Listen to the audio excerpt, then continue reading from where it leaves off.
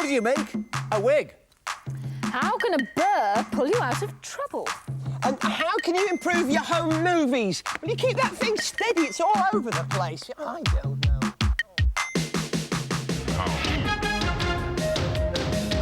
How?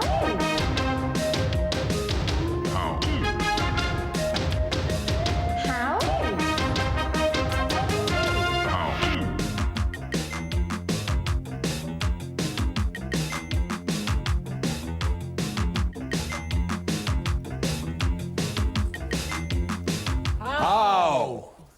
How can I lift 15 nails with one nail? Well, Carol? you get a great big magnet and you put it down and one nail comes up and all the others add onto it. Nice theory, Toppy. You're fooling us with them. You're going to say fingernails, aren't you?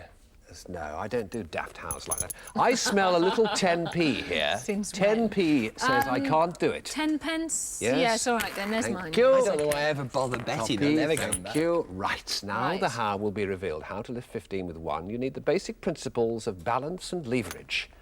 Now, you see I have one nail across the bottom and the other 14 laid in You said different 15. directions across the top. 15, I said, yes. So I place the 15th there, Yes. OK, across the top, and I lift very carefully, the whole lot, like so.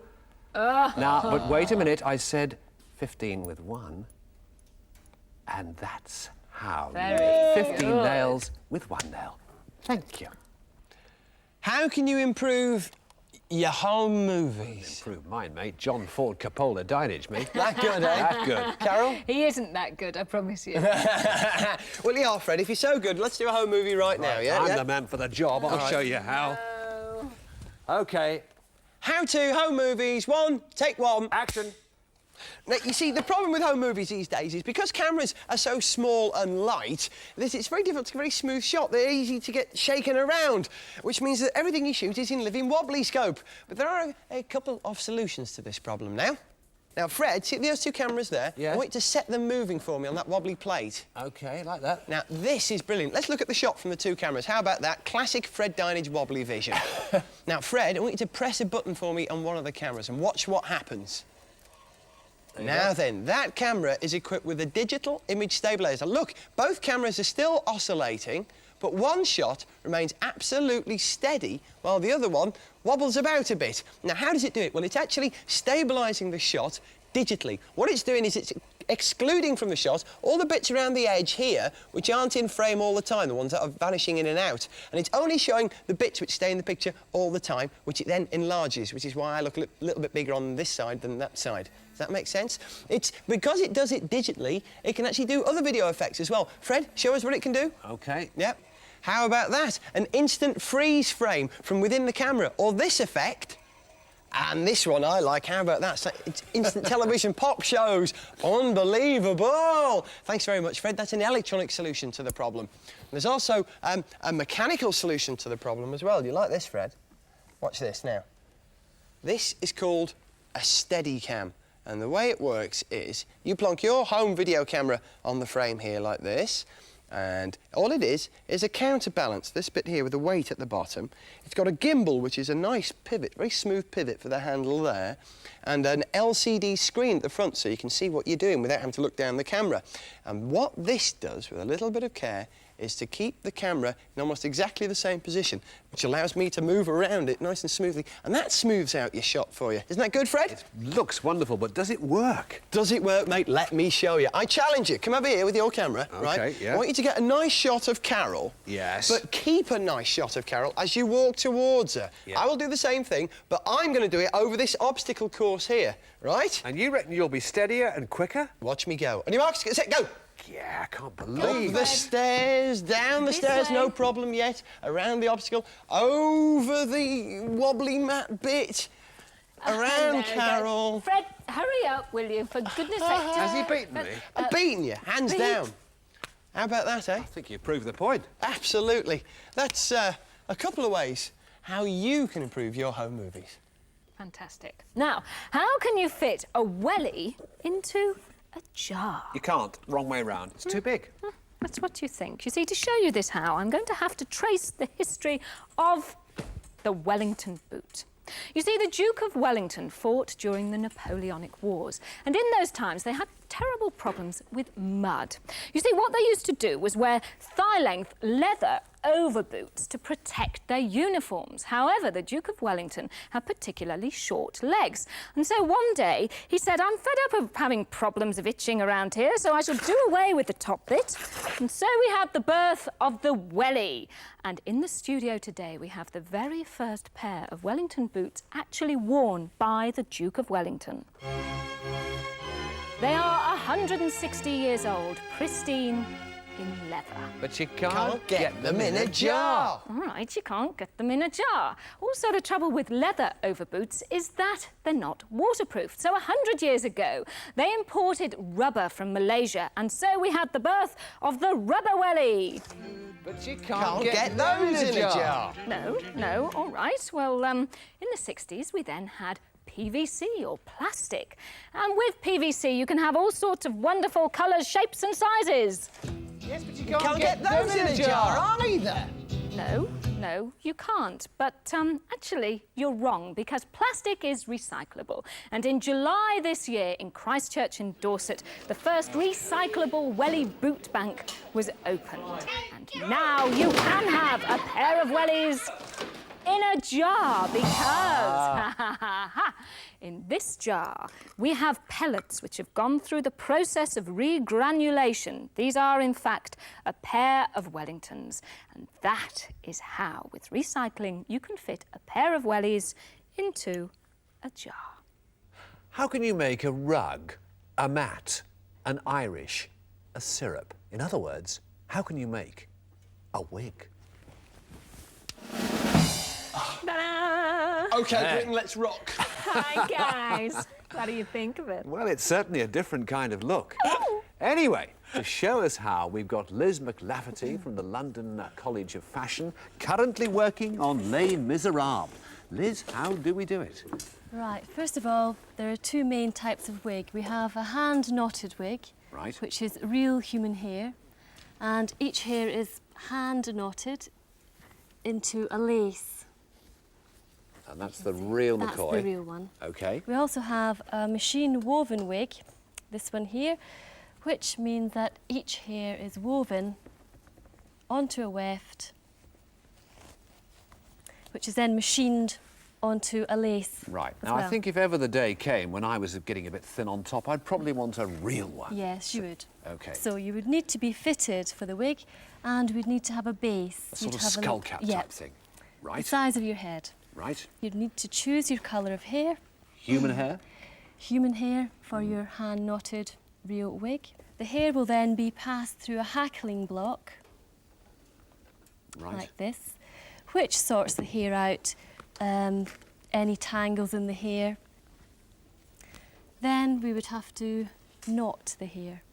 Now, when you're knotting the hair, an example is, pretend this is your hair. It's knotted, but if the hair lies like this, it's going to lie very flat and unreal.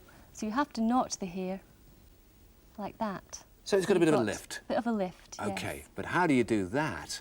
Right, to do that, we need first to put the hair into a drawing mat, which is this. A much finer sort of comb. Yes, it's much finer. Pull it out. You then take some strands of hair, which have been sorted out from roots to points. You can check the roots to points by drawing your hand, fingers down the hair shaft. And if the roots are at this end, the hair will be, your hand can pass down quite easily. Right. If it's the wrong way up, there's a bit of resistance. It'll feel rough. Yep. OK. Now, how do you make your rug? Right, to make that, you then get a small loop, take your knotting hook into the wig lace, attach some hair to the hook, pull it through, wrap round, round again, and through. We have Brilliant. one knot. Then again, through, round, round. We have another knot. And how many times would you do that? Oh, well, for a real hair, hand-knotted wig, I would say you would need about 30,000. And that is how you make a wig. How can wobbly bike wheels be OK? Of course they can't be They're very okay. dangerous. Incredibly dangerous. Absolutely right. Simply the last thing that you want on a bike is a set of wobbly wheels. So how can they be okay? OK, let me take you somewhere. What if you were to take a perfectly circular white circle, right? Yeah. And you were to lay on it a smaller black ring, but instead of putting it in the middle, you put it off to one side like that, OK? Yeah. And then you were to put another one on, off to the other side up like that, off centre, and another one off centre at the bottom like that. Yeah. What about it? Well, what if you were then to punch a hole into the centre of that, right? Yes. And put a pencil through it. Yes. And then spin it. Watch what happens. You see this? Oh, that looks sort of wobble. Yes, it is wobble. But what's that got to do with bike wheels? Exactly. OK, well, you know, a few years ago they started fitting aerodynamic aids to Yes. bikes. You know, they put wheel discs over the wheels so they can go faster. Well, you know how you can get them in all kinds of designs these That's days? nice. Like fashion accessories for your Oh, bike. That's a good one, that. Or this one in serious how colours, isn't that good? Yes. Well, what if you were to take a pair of plain white ones and apply the eccentric rule like this by putting on black discs? Then what is in fact a perfectly circular wheel would look dynamically wobbly. And that is just about the only way that wobbly wheels can in fact be all right on a bike. And if you want information on this rather wobbly how, or indeed any of the less wobbly hows, then why not write off to this address for a free How Fact Book. It is How To, PO Box 1, Maidstone, Kent, ME14 5LL. How To, PO Box 1, Maidstone, Kent, ME14 5LL. How can a burr pull you out of trouble? Well, get off! What is a burr? Well, a burr is one of these. It's, in fact, a seed pod. And why does it stick to your clothing? Well, this is why, because all the little spikes have tiny, tiny hooks in them at the end. Well, what use is it? Well, in 1948, a Swiss scientist, George de Mestral, thought, I can use this property of the burr to make a particular type of fabric. So what he did was he made a fabric out of nylon and put lots and lots of hooks in it. And this part he called the crochet, which is French for hook. And then he made another piece of material, this with lots of loops in it. This was the velour, a velvet-like material. And when you put the two together, you have velour and crochet, you have Velcro. Wonderful stuff, as we all know, Velcro. You can just pull it apart and put it back together again very easily. But if you try and pull it in this sort of direction... It's tough. It's very strong indeed. Show us how strong it is, Carol. Thank you, Gareth. Up on the table, I'm looking for a muscular man with another piece of Velcro. Well, I've got some Velcro, but... And a muscle or two, I Just hope. the one. All right. Let's put the Velcro together. And I'm going to put some bricks in your bucket. All right? Yeah, go on. How many bricks? One, I think, would do it. One, I can two, only put three. three, Yeah, go on. Yeah, go on. four, five, Yeah, 6, 7. 7. I'm going to have to put it down. Put it again. down, put it down, put it down. It's good, but how does it pull you out of trouble? Well, you see, we have a bit of a problem. Oh, yeah? Yeah, could you step this way, please? All right. Come on, Toppy. Well, you see, you know our car that takes us home, and I was supposed to put petrol in and I forgot to put... So we're going to see, we've just got to tow it home, but I've only got 2 bits of tow rope, so I'll put a bit of Velcro on, and I mean, if you can take that bit there, and then not serious. That Velcro isn't going to tow a car. Well, it should do, shouldn't it, really, don't you think? I mean, if I put it like that, and then you take the other side, and then you can pull it. All right, guys, go on. Take the strain and pull. He's going. It's only 247 miles. Where are we going? Real, actually, but I forgot my makeup, so if I could just nip via Leeds wonderful, isn't it? And that's how a burr can pull you out of trouble, and that is How for now. I've